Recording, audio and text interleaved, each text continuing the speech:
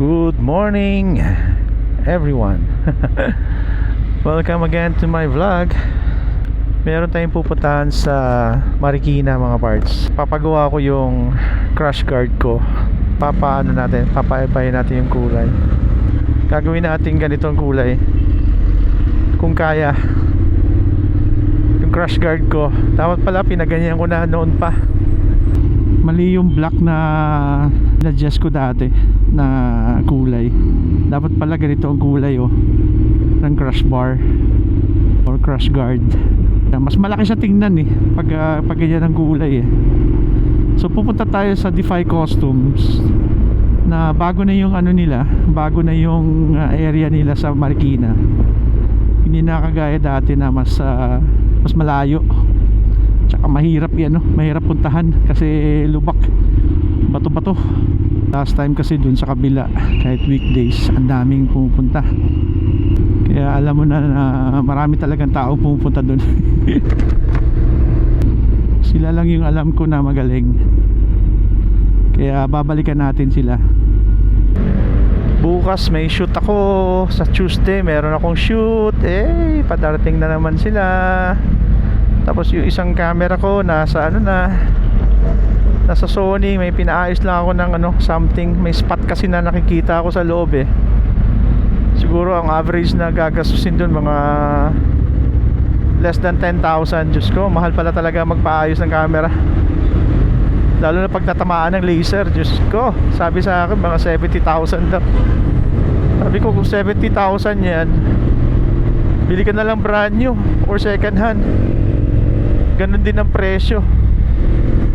Hirap maging photographer talaga.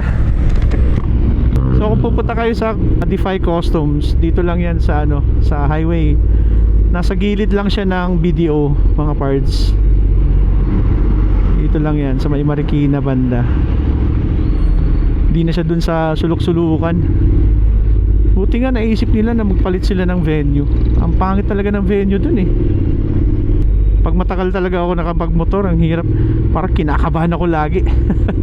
Yun talaga ang experience pag pag hindi ka masyado experienced na rider.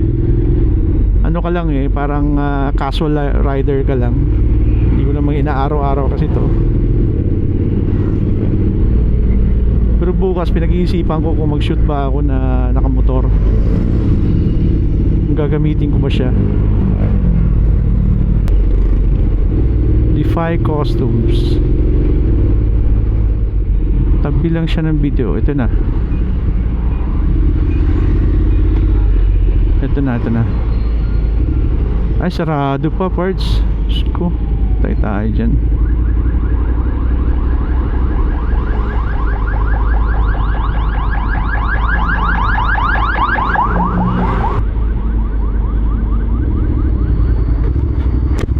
Sarado pa sila. Ano oras ba sila nagbubukas? Alas 8 na So mangyayari nito mga parts, ito gagawin natin itong parang silver. Ito papatanggal natin ito. Nilagyan ko pala ng ganito. Papatanggal ko ulit ito. Syempre hindi ko alam kung paano tanggalin. Hirap pa naman tanggalin yan. So ito papatanggal natin yung lahat. Biblinker na naman ba yung aking Tangin na nga natin. Baka sabihin nyo naman nagbiblinker uli. So dapat pala ang ginawa ko dito mga parts, ginawa ko na tong silver na parang ganito Mali yung ginawa ko. So same day service, wheels and tires, powder coating, Defy Customs. Ito parts, since ito na yung tamang height nya, lalagyan ko na lang dito ng zip tie para hindi siya gumagalaw. Gumagalaw kasi ito para hindi siya gumalaw, para talagang siya, talagang hindi siya gumagalaw. Ito papalitan ko to na mas malaki para yung X5 ko pwede ko nang ilagay. Siyempre pag malaki yung holder mo, suction mo, mas ano siya, mas balance na yung ano, yung tawag nito. Hindi naman basta-basta matatanggal yan.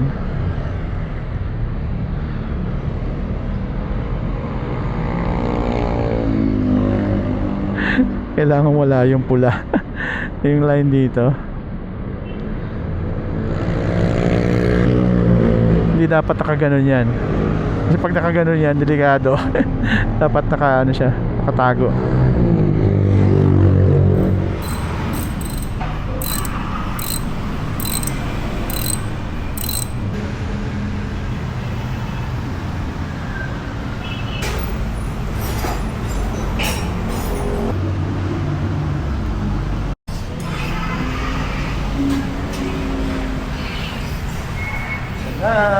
Maliit lang siya talaga yun.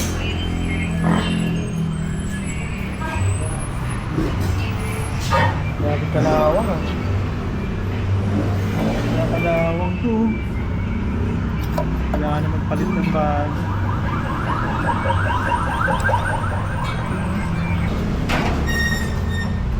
Tigas nito.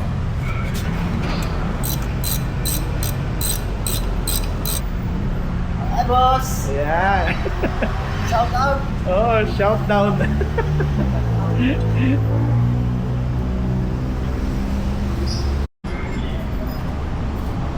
Ayan lang lahat oh.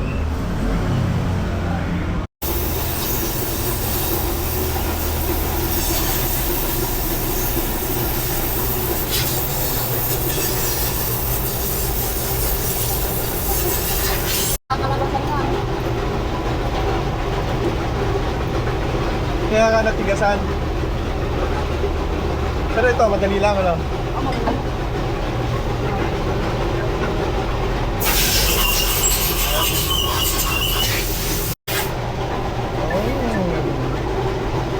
Aluminum pala siya, no? No?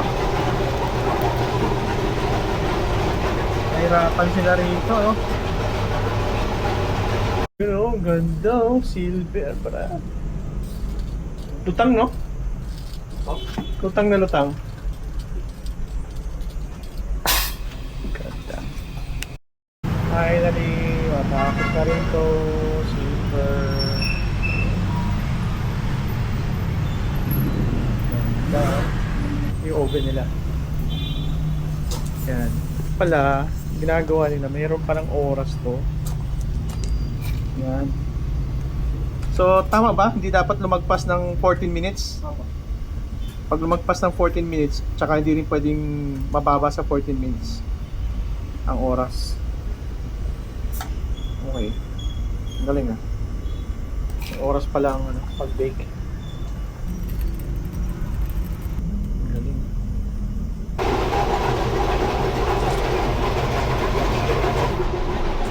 So, dito yung finished product. Medyo mainit pa. Bagay nga to. Bagay nga to dito. So, itong kulay. Swak na swak dun sa gusto kong mangyari. Ganda. Tinali ko na to. Ayan, kita mo yan. May tali na siya. Para hindi siya mag-loose. Tapos ito, palitan ko na mas malaki. Para yung X5 ko pwede ko ilagay. Pang X4 lang kasi ito eh.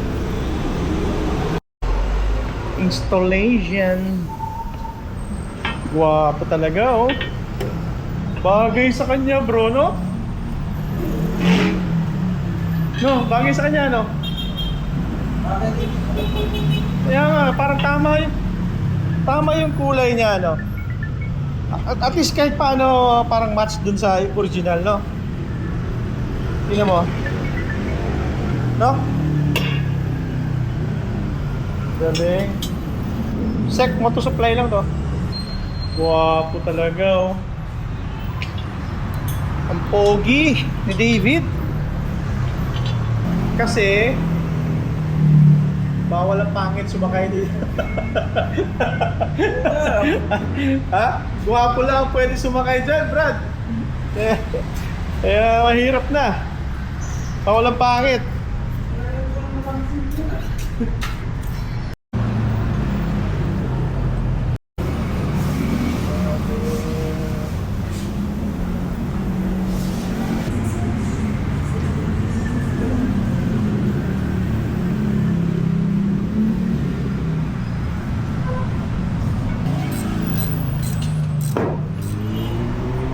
Grabe, from 9 o'clock in the morning to time check almost 9 o'clock in the evening. Natapos din mga parts. Grabe.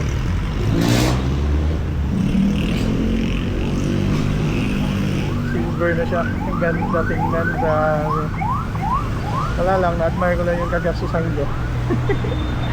Kailangan i-admire mo sa sarili mo kasi kung hindi, parang nakakalungkot pag hindi mo ina-admire yung pinagagastusan mo. What a day. There we go.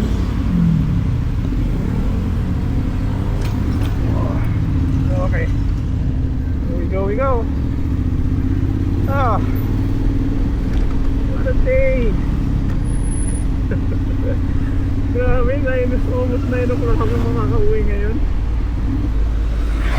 Kasi pa ganun. So, sobrang happy ako sa results.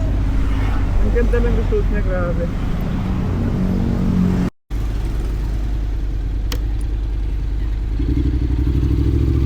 Mamatay yung aking aking sa 360 Ace Pro 2. Nakalagay sa indication na nag-warning siya na yung card ko daw is too slow. What? Ang arte naman ito. Gusto ko nang pumasok ako ng mas malaki. Ano ba yan? Anyways, thank you guys for listening. Hope you like my video. Kung gusto nyo powder coating na maganda at magaling, may mga flaws din naman sila, pero maasahan talaga ang Anti-Fire Customs. I can really say na it's really worth it. Alright, bye for now. Bye. God bless. Stop recording.